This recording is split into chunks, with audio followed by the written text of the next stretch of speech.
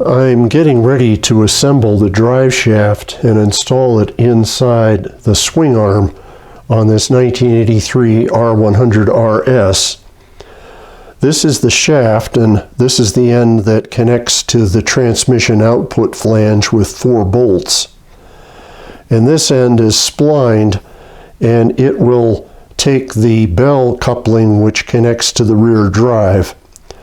Now there's a big spring, and I'll show how that all goes together in a minute, but I want to point out here on this end of the drive shaft there's a groove that's been cut into it, and it's part of how all the parts are retained.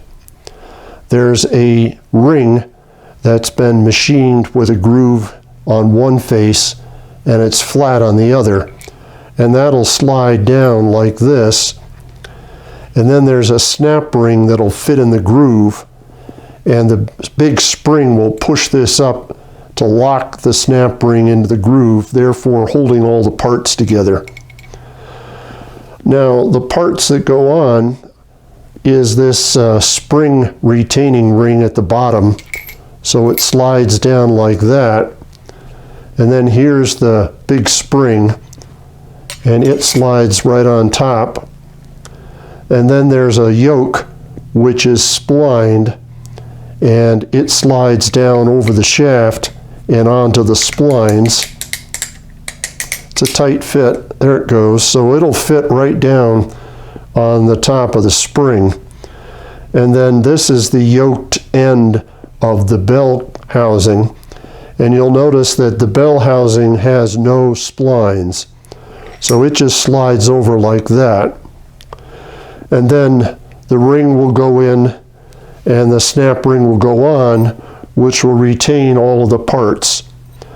Of course, when I do that, I'll install the drive shaft into the swing arm like that. And then I can put all of the other parts on the end of the drive shaft. And I'll have to compress that spring, and I'll show you how to do that in just a second.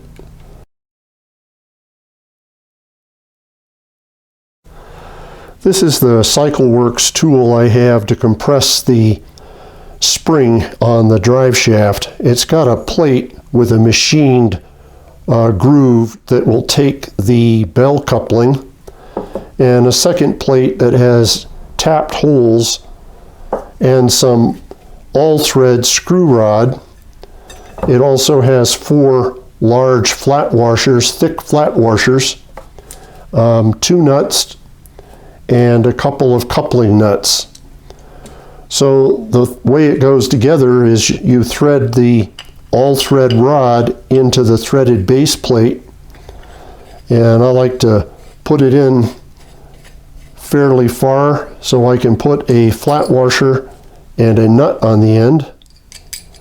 And then I adjust the rod so that the end of the rod is flush with the face of the nut, just like that. So I'll go put the second one on. Now I've got the second rod on, and I have the drive shaft installed into the swing arm, but of course I haven't yet installed the snap ring and the little retaining ring, because I can't do that until I compress the spring. So I take the 2 threaded rods and the base plate, and this is the fun part, kind of have to slip them. There we go, just like that. Now this is the second plate, which has the groove cut in it that will fit onto the bell housing. So I put it on and just adjust the housing so it's tight onto the cutout, and then I put the 2 thick flat washers, and then these are the 2 coupling nuts that they go right on the end here. And then all I have to do is tighten up the coupling nuts, and I can compress the spring. So I want to tighten the spring uniformly, so I'm going to use a box wrench and go 1 full revolution on each of the nuts. That's 1 turn. And 6.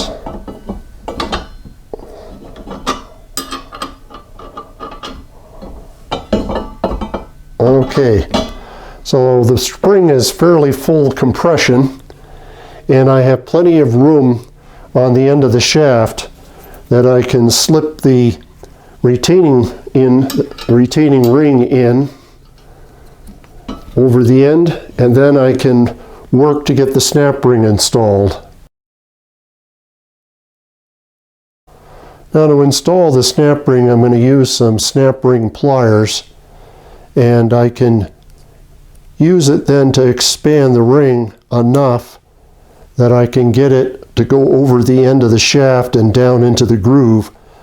And when I get it part way, I'm also going to use a screwdriver to just kind of force it down around the end of the shaft.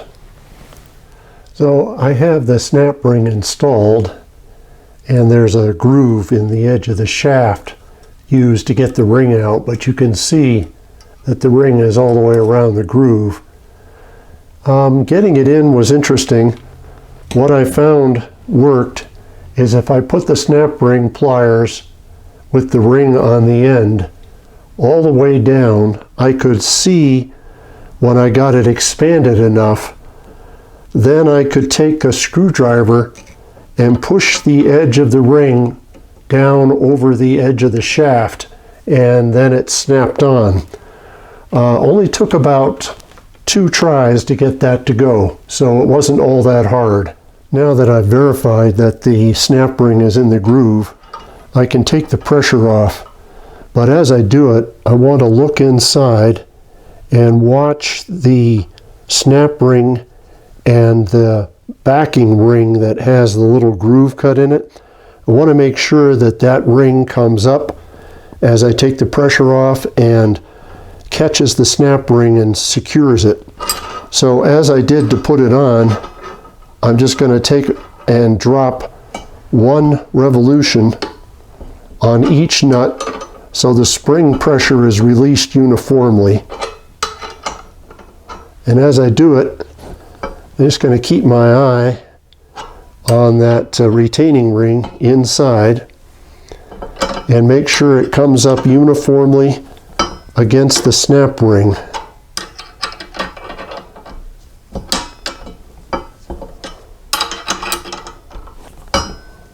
There. Now I can see that the snap ring is completely inside the retaining ring. So that means it's captured correctly. So I have the drive shaft installed now.